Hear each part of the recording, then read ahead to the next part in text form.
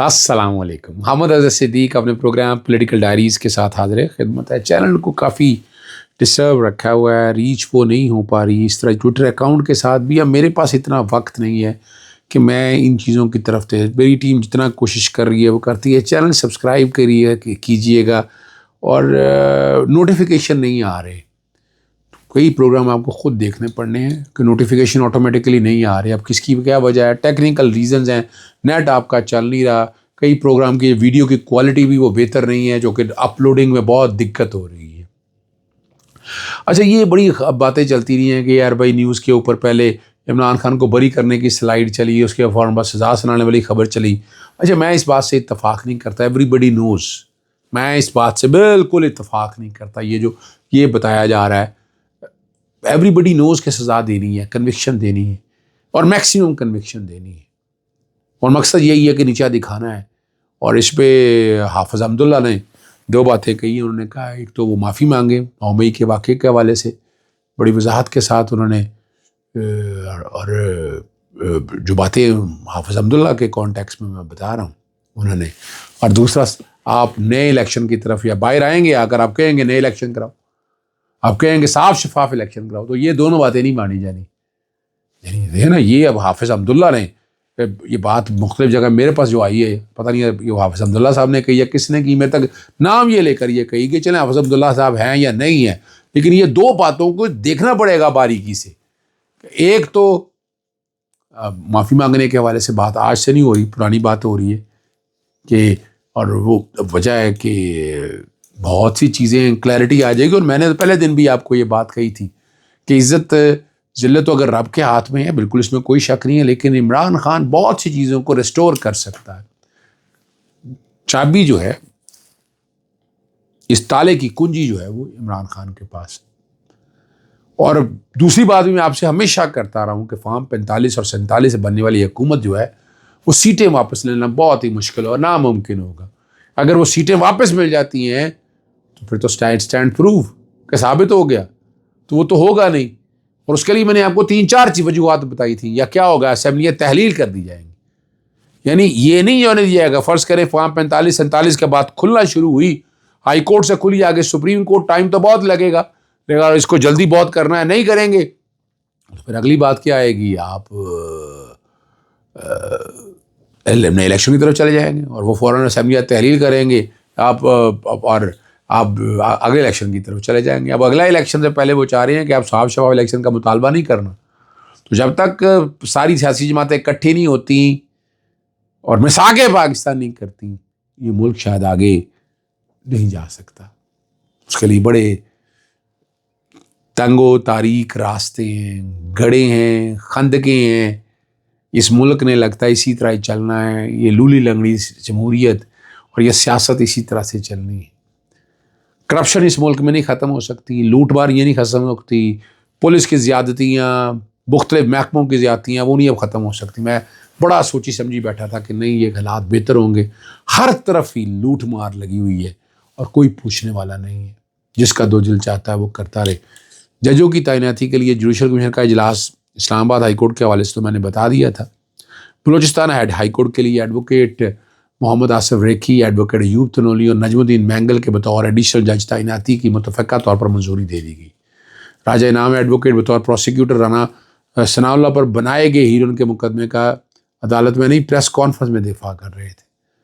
اور بظاہر attorney general, وزیر قانون اور حکومتی اراکین پارلیمنٹ نے ان کی بطور ہائی کورٹ ججی تعیناتی کی حق میں ووٹ دیا. یعنی یہ جو بات کہنے کی ہے نا کہ اب تو جوڈیشل کمیشن کے اندر تعداد تو ان کی زیادہ ہے, حکومت جس کو چاہے جج لگانا چاہے گی. یعنی آپ دیکھیں کہ فارم 45 اور 47 سے بنائی گئی حکومت کو نوازا کے ساتھ تھک گیا کہ وہ ہر جگہ قابض آ گئی, ججز بھی اپنی مرضی کے. یعنی اس سے زیادہ اور کیا ہوگا, جو مرضی کرنا کر لو, کوئی پوچھنے والا نہیں ہوگا. حامد میر نے جو بات کی ہے اس سے پتہ نہیں کوئی اتفاق کرے یا نہ کرے. اور یہ انہوں نے کہا ہے کہ اڈیا جیل میں پہلے یہ پیغام پہنچا دیا گیا تھا 190 ملین پاؤنڈ میں 14 سال کی سزا دی جائے گی, اور لیکن یہ پر مہم نہ چلائیں. اب عمران خان کو 14 سال کی سزا اور ان کی اہلیہ کو 7 سال کی سزا تو ہوئی ہے, لیکن آپ کی بار کوئی احتجاجی مظاہرہ بالکل بھی نظر نہیں آ رہا. یہ حامد میر کے لفظ ہیں کہنے کے. لیڈرشپ بیانہ سے ہمارے عوام اور کارکنوں کو مطمئن نہیں کر سکے گی. عملی طور پر اپنے لیڈر سے وفا کرنے کے لیے وقت کی ضرورت ہے. یہ بیانی ابھی بنانے کی کوشش کی جا رہی ہے مگر ہم ناحق خون بہانے سے قاصر ہیں. اب جنازے اٹھانے سے قاصر ہے اور زندگیاں دینے سے قاصر ہے. حقیقت میں ہمارا واسطہ ملک کی بدترین منافق قوم سے پڑا ہے. منافق کی پہچان یہ ہوتی ہے وہ کسی حال میں بھی خوش نہیں ہوتا. جب احتجاج نہیں کریں گے تو کہیں کہیں گے احتجاج نہیں کر رہے، اپنے لیڈر سے وفا نہیں، اور جب جنازے اٹھائے جاتے ہیں تو کہتے ہیں یہ کارکنان اور دوسرے کے بچوں کے جنازے پر سیاست کر رہے ہیں. یعنی حالات اس ملک کے اس حد تک پہنچ چکے ہیں، یہاں پہنچ چکے ہیں، یہاں یہ معاملے ہیں. ان کا نتائج کیا ہونے ہیں؟ نتائج تو آپ دیکھ رہے ہیں. آپ کو اندازہ بھی ہو جانا چاہیے کہ فسائیت کس حد تک جا چکی ہے، ملک کہاں جا رہا ہے، اس کے رزلٹس کیسے آئیں گے، ملک بہتری کی طرف جائے گا، کیا ملک بہتری نتائج لے سکے گا. میں نے آپ کو بتا دیا تھا کہ 190 ملین 171 ملین پاؤنڈ کے 148 صفحوں کا سارا فیصلہ میں نے پڑھ لیا. اپیل فائل کی جائے گی. اپیل میں بشا بی بی کی تو عورت ہونے کے ناطے ضمانت ہو جانی ہے، سزا سسپینڈ ہو جانی ہے. اپیل میں سزا سسپینڈ ہوتی ہے. عمران خان صاحب کے حوالے سے تو ہو سکتا ہے تھوڑا سا وقت لگے وہ جواب دینے میں، نیاب کے پروسیکیوٹر آئیں، کہانیاں ساری پڑھ لیں آپ. It's a fit case of acquittal اور سسپینشن. تو 3 سے 4 ہفتے کا ٹائم لگ سکتا ہے. یعنی پہلے جب فائل کی جائے گی اپیل فوراً تو سسپینڈ نہیں ہوتی، نوٹس ہوتا ہے. نوٹس ہونے کے بعد ہیئرنگ شروع ہوتی ہے اور دوسری طرف سے نیب ٹائم لیتے رہے گی، آج کا دن دے دیں، کل کا دن دے دیں، لٹکاتے رہیں. تو لٹکاتے لٹکوتے کرتے اتنا ٹائم لگ جانا ہے. اور اگر میرٹ پہ سنی گئی اور اگر انہوں نے پورا ہی کیس لے لیا کہ نہیں پورا ہی ہم کیس ڈیسائیڈ کریں گے تو ایکویٹل لازمی ہے.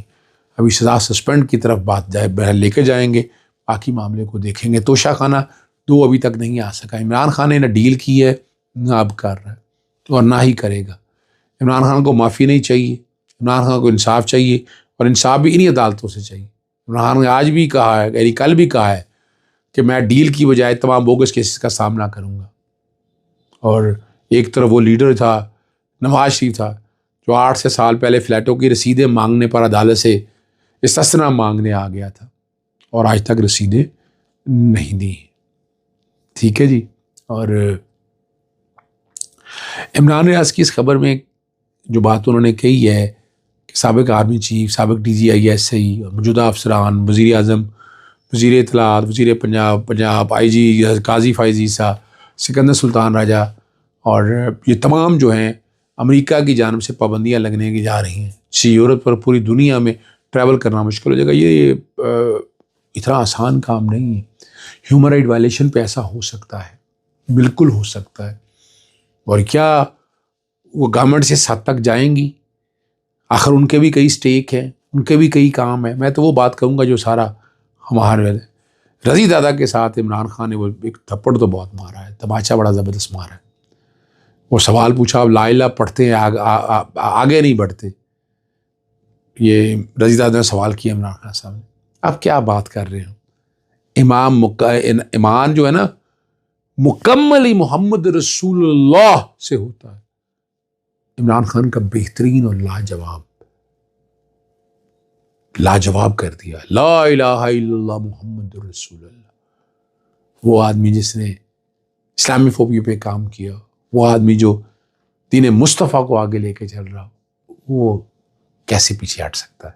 اجازت چاہتا ہوں. السلام علیکم، اللہ حافظ. پاکستان زندہ باد.